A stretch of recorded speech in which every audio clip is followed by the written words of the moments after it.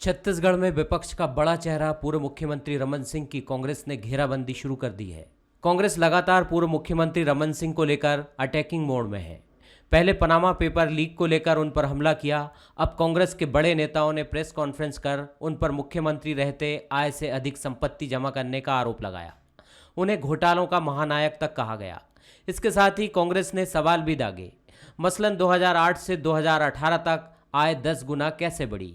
इतना ही नहीं, चुनावी शपथ पत्र के मुताबिक रमन सिंह के परिवार की संपत्ति की जांच की मांग भी की जा रही है।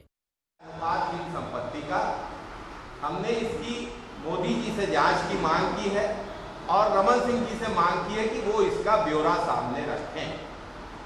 और हम अपनी इस बात को फिर से पूरी दृढ़ता से दोहराते हैं, ये पब्लिक डोमेन में ये बात आनी चाहिए। रमन सिंह जी सत्ता से हटने के बाद जल बिन मछली की तरह छटपटा रहे हैं और हर जांच को बाधित करने की कोशिशों में लगे हुए हैं।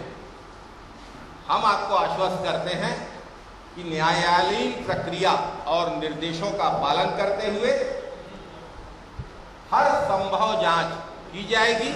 जनता के खजाने को लूटने वाले किसी भी लुटेरे को बख्शा नहीं जाएगा।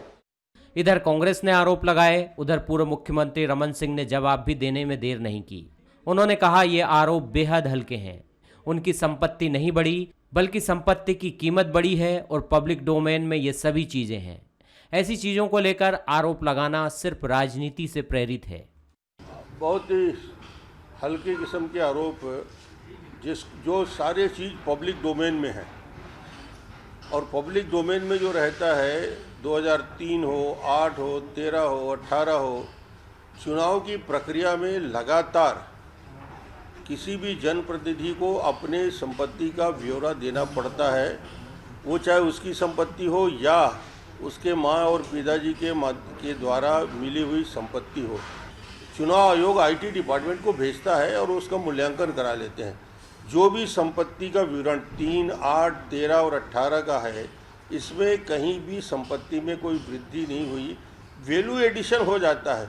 यदि ये ज़मीन जहाँ मैं रह रहा हूँ इसका कीमत उस समय सरकारी कीमत में जो रहा होगा उसका कीमत यदि आज लगाएंगे तो उसका कीमत बढ़ जाएगा। तो संपत्ति का कीमत बढ़ सकता है मगर कोई एडिशन बहुत ज़्यादा उस पर नहीं है। प्रदेश में कांग्रेस सरकार और पूर्व मुख्यमंत्री रमन सिंह की अदावत पुरानी है। 2018 के चुनाव से लेकर आज तक दोनों एक दूसरे को घेरने की कोशिश करते रहे हैं। विपक्ष का सबसे बड़ा चेहरा होने के नाते कांग्रेस लगातार रमन सिंह पर और उनके परिवार पर अटैक कर रही है। इन आरोप प्रत्यारोपों के बीच एक बार फिर छत्तीसगढ़ की सियासी फिजा गर्मा गई है। मोहन तिवारी के साथ अभिषेक शुक्ल, बंसल न्यूज, रायपुर।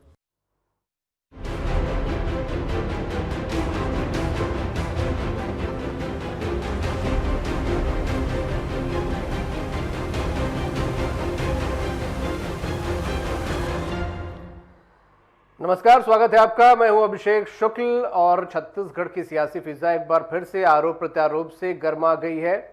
कांग्रेस ने विपक्ष के सबसे प्रमुख चेहरे और पूर्व मुख्यमंत्री रमन सिंह पर आय से अधिक संपत्ति का आरोप जड़ा और एक तमाम दिग्गजों ने मिलकर प्रेस कॉन्फ्रेंस की और इस प्रेस कॉन्फ्रेंस के जरिए बहुत सारे सवाल उठाए गए। आधार था चुनावी में डिक्लेरेशन जिसमें उनकी संपत्ति की बात कही गई थी और जांच की मांग की गई। प्रधानमंत्री मोदी से भी जांच की मांग की गई। साथ ही साथ न सिर्फ पूर्व मुख्यमंत्री रमन सिंह बल्कि पूरे परिवार की जांच की मांग की गई। जवाब में पूर्व मुख्यमंत्री ने कहा कि सिर्फ वैल्यू एडिशन है, संपत्ति की कीमत बढ़ी है, आरोप हल्के हैं, राजनीति से प्रेरित है।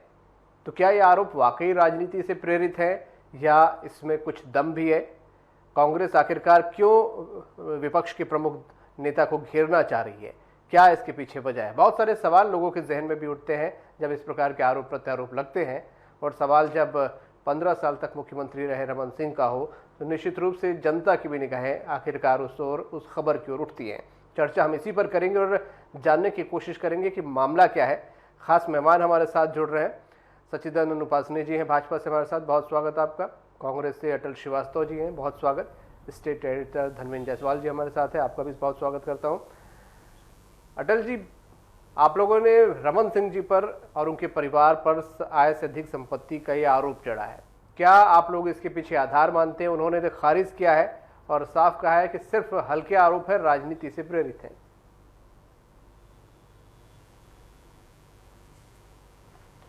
देखिए, आरोप हल्के नहीं हैं। रमन सिंह जी का राजनीतिक इतिहास, पारिवारिक इतिहास सबके सामने है कि एक कवर्धा के एक मेडिकल स्टोर से उन्होंने अपना राजनीतिक जीवन शुरू किया, पार्षद बने, उसके बाद सांसद, विधायक का चुनाव हारे, सांसद बने। पर जब से मुख्यमंत्री बने हैं 2003 से लेकर 2018 तक, तब तक उनकी आय संपत्ति इतनी ज़्यादा गुना कैसे बढ़ी, उनका बिजनेस क्या था? हम यही तो पूछना चाहते हैं कि आखिर उनकी संपत्ति का विवरण उन्होंने जो दिया है और जो नहीं दिया है, जिसका विवरण हमारे पास है, वो विवरण किस तरीके से बढ़ा, इतनी उनकी आय संपत्ति कहाँ हुई? उनके ऊपर कई भ्रष्टाचार के आरोप लगे हैं। उनके दामाद पुनीत गुप्ता के ऊपर 50 करोड़ रुपए जो मेडिकल कॉलेज के था वहाँ का पर आरोप लगा हुआ है। वो आरोप अभी तक उस पर जांच चल रही है। तो लगातार रमन सिंह जी के ऊपर 15 साल में छत्तीसगढ़ का शोषण और छत्तीसगढ़ में भ्रष्टाचार को बढ़ावा देने का आरोप है। और यही कांग्रेसी पूछना चाहते हैं कि इन 15 सालों में आपकी संपत्ति 10 गुना कैसे बढ़ गई? इसका जवाब रमन सिंह जनता को दे, आम पब्लिक को दे।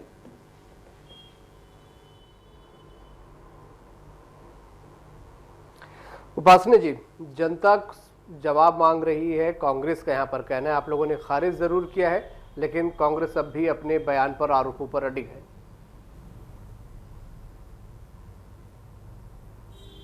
देखिए, जो प्रजातांत्रिक व्यवस्था है, जो चुनाव प्रणाली की व्यवस्था है, उसमें जनता को मैं शपथ पत्र अपने चुनाव लड़ने से पहले अपनी सारी संपत्ति का ब्यौरा देना होता है।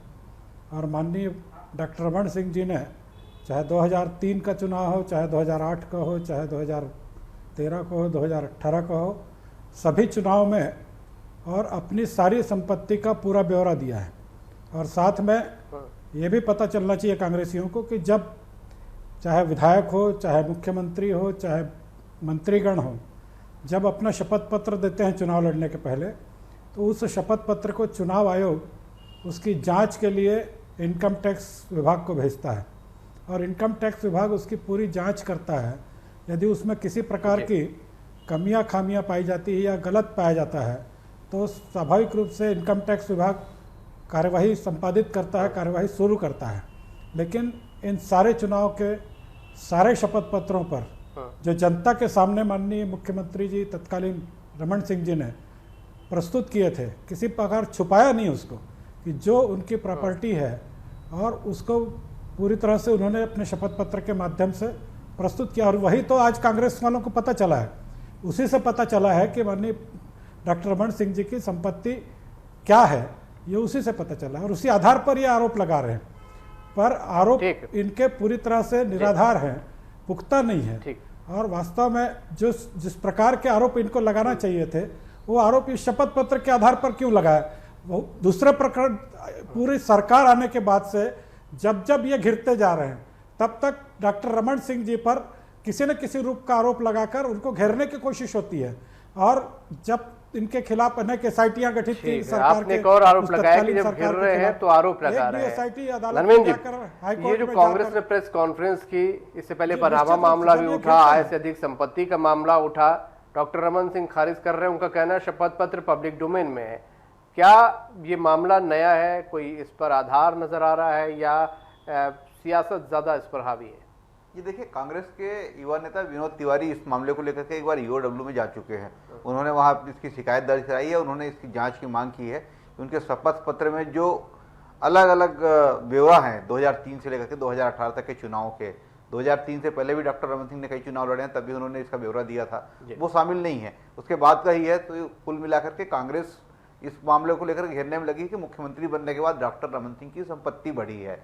विनोद तिवारी की जो शिकायत है ईओडब्ल्यू के पास है ही। इसके अलावा आज कांग्रेस के तमाम बड़े नेताओं ने एकजुट होकर के प्रेस कॉन्फ्रेंस किया और ये बताने की कोशिश की उनकी संपत्ति में काफ़ी इजाफा हुआ है।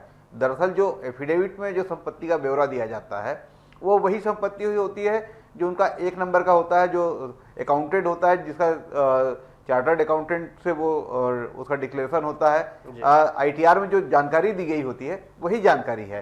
तो इसमें बहुत ज़्यादा घेरने की गुंजाइश नहीं है। जैसा कि अभी उपासने जी कह रहे थे, सत्ता में है, उनको यदि इस तरह के आरोप लगाने थे तो कुछ मामलों की जांच करा लेते, कुछ नई संपत्तियों का ब्यौरा साथ लाते जो इसमें नहीं था, जो उन्होंने चुनाव के एफिडेविट में नहीं दिया। ऐसी किसी संपत्ति का जानकारी लेकर के आए तो कोई नया मामला बनता है। लेकिन ये कांग्रेस की रणनीति का हिस्सा है, क्योंकि अभी मरवाही के उपचुनाव होने हैं, तो सीधे सीधे इस समय डॉक्टर रमन सिंह कांग्रेस के टारगेट में है। वो लगातार आने वाले दिनों में भी रहेंगे। और वैसे भी डॉक्टर रमन सिंह कांग्रेस का माफ कीजिएगा भारतीय जनता पार्टी का प्रमुख चेहरा है राज्य में, और उन्हीं के नेतृत्व में प्रदेश भाजपा काम कर रही है, चाहे वो विधानसभा के पटल पर हो, चाहे संगठन के स्तर पर हो, या सरकार के खिलाफ आरोप प्रत्यारोप का मामला हो।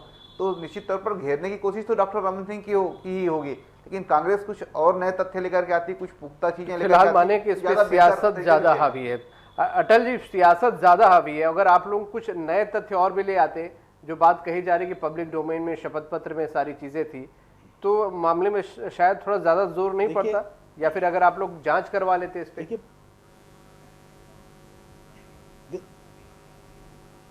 नहीं, देखिए, पब्लिक डोमेन में जो उन्होंने एफिडेविट दिया है वो तो संपत्ति का विवरण उसमें आ चुका है।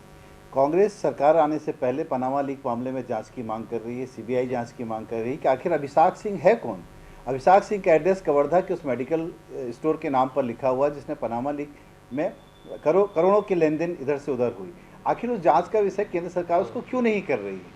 वैसे ही जो रेल कॉरिडोर बन रहा है उसमें कई जमीन के जो नाम है, जमीनें खरीदी गई हैं जो अभिषेक सिंह के नाम पर खरीदी गई हैं या रमन सिंह जी के परिवार के नाम से खरीदी गई हैं, वो सब अभी जांच का विषय है। ऐसी बेनामी संपत्ति जो रमन सिंह जी के पैसे लगने पर खरीदी गई, नाम किसी और का है, ये जांच का विषय है और जांच चल रही है। जिस दिन उजागर होगा उस दिन पता चल जाएगा कि बेनामी ऐसी कितनी संपत्तियां हैं जो रमन सिंह जी और उनके परिवार के नाम से खरीदी गई हैं।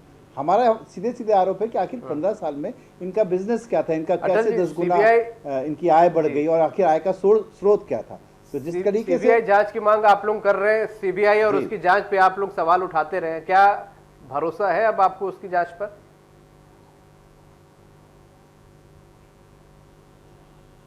कुछ तो जांच आगे बढ़े। पनामा लीक मामले में कोई भी जांच आज तक आगे नहीं बढ़ी। ये नहीं पता चल पाया कि अभिषेक सिंह है कौन, उसका कवर्धा का एड्रेस कैसे आ गया वहां पर। विदेश में अगर कोई एफिडेविट जमा किया गया है, वहां पर जो एड्रेस लिखाया गया है, अगर अभिषेक सिंह के नाम पर कोई जांच नहीं होती कि अभिषेक सिंह है कौन और वही एड्रेस क्यों आता है जो कवर्धा के मेडिकल स्टोर का एड्रेस है, तो हम तो सीधे सीधे आरोप लग रहे हैं कि अभिषेक सिंह ही अभिषेक सिंह है और जो मेडिकल स्टोर का एड्रेस है वो रमन सिंह जी का मेडिकल स्टोर पुराना था जो उनके पिताजी के नाम पर था। तो इस पर जांच क्यों नहीं हो रही? आखिर पनामा में इतना बड़ा घोटाला हुआ है। जी, पनामा मामले को लेकर भी सवाल उठ रहे हैं, एड्रेस को लेकर हालांकि पहले भी जवाब हो चुका है। सुरक्षित कर जी, उपासना जी से साथ साथ जवाब लेता चलता हूं। उपासना जी, देखिए, पनामा मामला पूरी तरह से पाक साफ है।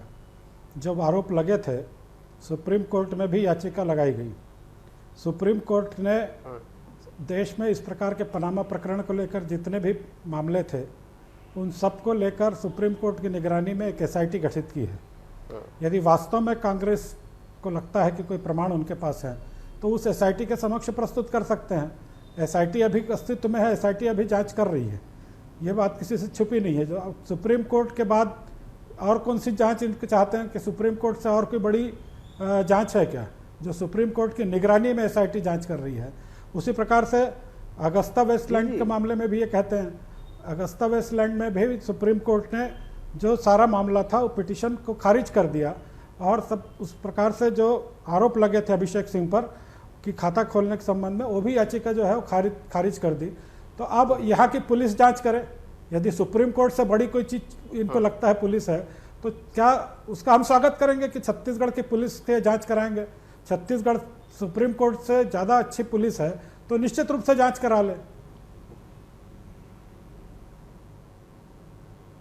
उपासने जी जो पनामा में और वेस्टलैंड अगस्ता में प्रशांत भूषण जी ने सुप्रीम कोर्ट में अपने तथ्य रखे और उन्होंने तथ्यों के आधार पर ही एसआईटी का गठन हुआ। आज तक जांच रुकी हुई है। हमारा यही तो मामला है कि आखिर अभिषेक सिंह जी को टिकट क्यों नहीं दिया आपने सांसद की, क्योंकि उनके ऊपर गंभीर आरोप है, वो आरोप सिद्ध हो सकते हैं। इसलिए हाईकमान ने, आपकी हाईकमान ने अभिषेक सिंह के सांसद के टिकट काट दिया। इससे प्रूफ होता है कि कहीं ना कहीं वो इस घोटाले में, इस मामले में कहीं ना कहीं वो इन्वॉल्व हैं।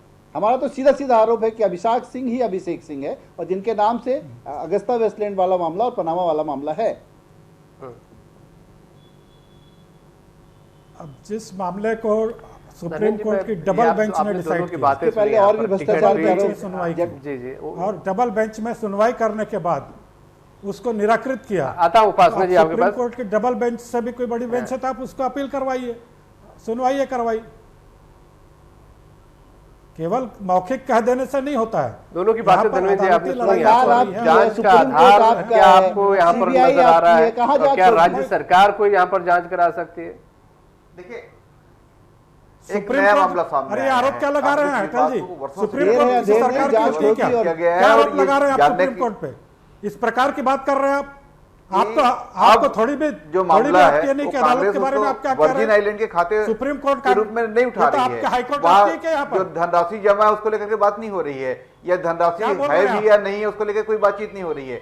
तो ये जो विकीलीक्स का जो खुलासा था, पनामा पेपर्स का जो खुलासा था, उसको लेकर के बातचीत नहीं हो रही है। अब बातचीत बदल गई है।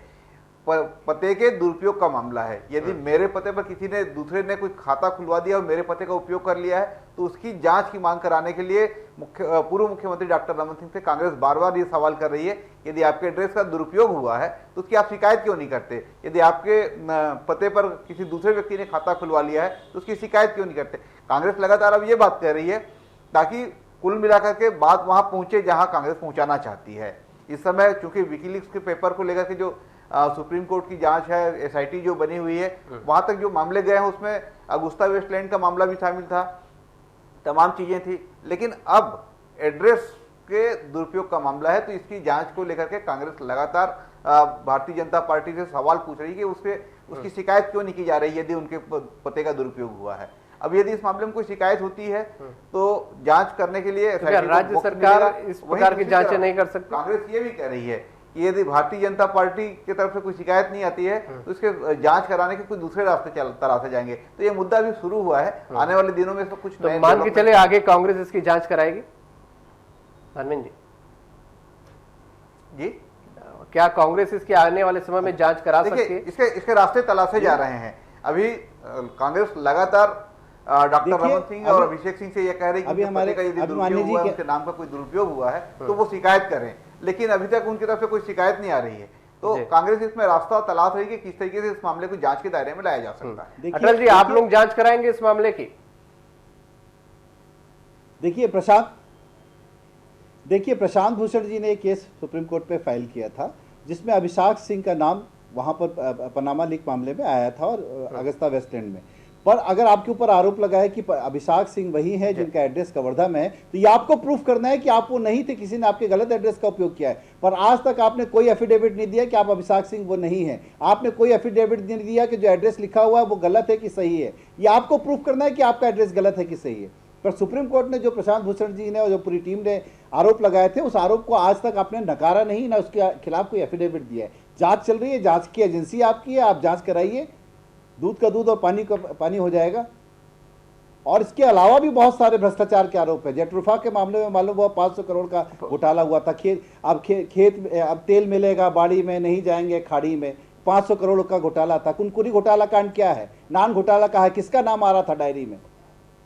कौन से सीएम हाउस का नाम आ रहा था? आखिर इतनी सारी जांच है, आखिर भ्रष्टाचार तो हुआ है ना। नान घोटाला, जो अपराधी है उसको आपने कंप्लेनेंट बना लिया। किसका नाम आ रहा था डायरी में? घोटाले में जिसको सजा हो, जो जेल से बेल पे रहे, उससे आप तो शिकायत करके आप उसको आप प्रमोशन दे के बैठा रखे हो। ये तो आपकी सरकार चल रही है। नहीं, एक भ्रष्टाचारी को आप जो है, जिसको भारतीय जनता उनको पार्टी की सरकार आप फंसा रहे थे। घोटाले में अपराधी भ्रष्टाचार बनाया, आपने किया था, उसको गिरफ्तारी हुई, भ्रष्टाचार उसको आप जो है उसको आप ये कर रहे हो और देखिए, यहाँ आरोप लगा रहे हो। अरे आपकी सरकार तो खुद भ्रष्टाचार में डूबी हुई है।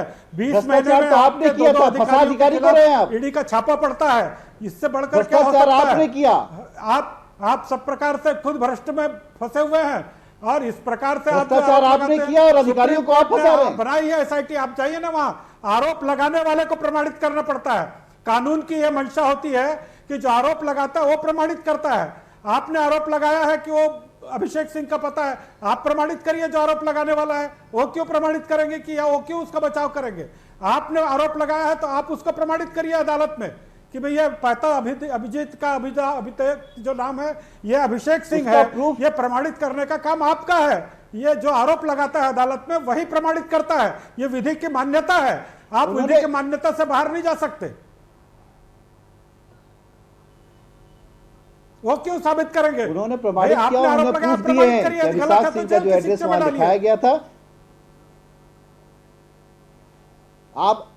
आप अपनी एसआईटी को जांच करने की तेजी बता दीजिए ना, कि जल्दी से जांच करें। हम तो यही चाहते हैं कि जांच जल्दी हो। अभी तक एसआईटी जांच क्यों नहीं कर रहा है? एसआईटी इस मामले को 3 साल होने जा रहे हैं और एसआईटी अपनी जांच पर रुका हुआ है। क्यों जांच आगे नहीं बढ़ा? सुप्रीम कोर्ट के निर्देश पर बनी हुई है, इतना आपको विधि का ज्ञान होना चाहिए। तो किसकी किसी सरकार SIT? ने गठित नहीं की है, सुप्रीम कोर्ट ने अपने निर्देशन में एसआईटी गठित की है। सुप्रीम कोर्ट स्वयं संचालन कर रही है उसका। हाँ, थोड़ा सा ज्ञान रख कर आइए, फिर बात हम भी तो करिए। सुप्रीम कोर्ट से ही बिना अपील ज्ञान कर के रहे आप हैं कुछ कि भी बात जांच किए जा रहे जल्दी हैं। की जाए। सुप्रीम अभिषेक कोर्ट सिंह पे कौन आरोप है? लगाए जा रहे हैं। अभी कहाँ आप जाए कहते हैं अपील कि कर दे? सुप्रीम कोर्ट आपका है, किस जगह जाए अपील SIT करने? आपकी है, कुछ भी किस बोल जगह सकते हैं। जाए अपील करने? हम तो सुप्रीम कोर्ट से अपील कर रहे हैं कि जल्दी न्याय दो, करिए ना भ्रष्टाचार आप। की जांच हो जाए। हम तो सुप्रीम कोर्ट से अपील कर रहे हैं कि भ्रष्टाचार की करिए ना जांच हो। एसआईटी आप की करिए ना भाई, तो आप क्यों नहीं हो सुप्रीम रही कोर्ट अभी में तक? जाइए ना। आपकी केंद्र में जनता बैठी के हुई बीच में सरकार जाके है। क्या होने वाला है? जहां आपको जाना है वहां आप- जाइए। जबरदस्ती आपके नेतागिरी कर रहे तोते हैं आप। जबरदस्ती आपके की तोते नेतागिरी आपकी कर रहे हैं। भाषा बोलते हैं। आपके तोते आपकी भाषा बोलते हैं। हम क्या कर सकते हैं उसमें? अरे आपके आपके तोते तोते आपकी होते भाषा तो बोल आप- रहे अब हैं। तोते हम से क्या इसलिए कर डर सकते रहे हैं? हैं आप लोग क्योंकि आपके तोते पाल के मुख्यमंत्री बैठे हो, को चाहे सीबीआई हो, चाहे दूसरी जेल चले गए, बेल नहीं लेने वाले थे, क्या हुआ उसका? कुछ नहीं होना है, कुछ नहीं होना है। अश्लील कांड में कौन जेल गया था? आप केवल जांच करा लीजिए। 3 कुनकुनी अब तो जांच, आपकी सरकार धान कुछ हो घोटाले नहीं है की, इस प्रदेश कुनकुनी में। में जो चावल घोटाला हुआ था सीबीआई को नहीं उसकी, आने दे रहे जेटरोफा हो, की, आप ईडी को नहीं आने बाड़ी दे रहे की हो, जांच करा यहाँ लीजिए। सब प्रकार आपको की आप जांच प्रभावित कर रहे हो। धर्मेंद्र तो जी, एक बार सरकार फिर से का आरोप सारा प्रत्यारोप का दुरुपयोग दौर आप कर शुरू रहे हो हो। गया है। क्या दादागिरी इसके करने सियासी आएगी मायने और क्या CBI सियासी असर दादागिरी छत्तीसगढ़ पर करने आएगी दिखेगा? हमारे। अरे 20 धर्मेंद्र महीने CBI में को भ्रष्टाचार की दुरुपयोग गंगा नहीं होने बहा दी देंगे आपने हम इस लोग। प्रदेश जी में। देखिए, ये पूरा मामला कहाँ नहीं भ्रष्टाचार आपका? उलझेगा आप कोरोना तो मामले में आपके इस पे आगे साथ भी बात करना कर नहीं रहे हैं। मुख्यमंत्री ने है। कहा मुद्दा था ये कि कमीशन भ्रष्टाचार खाना छोड़ राजनीति दो, का हो गया है, बीजेपी राजनीतिक की मुद्दा रह गया राजनीति में है और भ्रष्टाचार आने वाले दिनों में सब इस में प्रदेश मुख्यमंत्री में ने रायगढ़ में तेज होने कहा वाली था। है। लगातार इस मामले पर जिस तरीके से बातचीत हो रही है दोनों पक्षों में, जिस तरीके से आरोप प्रत्यारोप का सिलसिला चल रहा है, तो ये सियासी मुद्दा बन गया है। ये सियासी मुद्दा आने वाले दिनों पर बना रहेगा।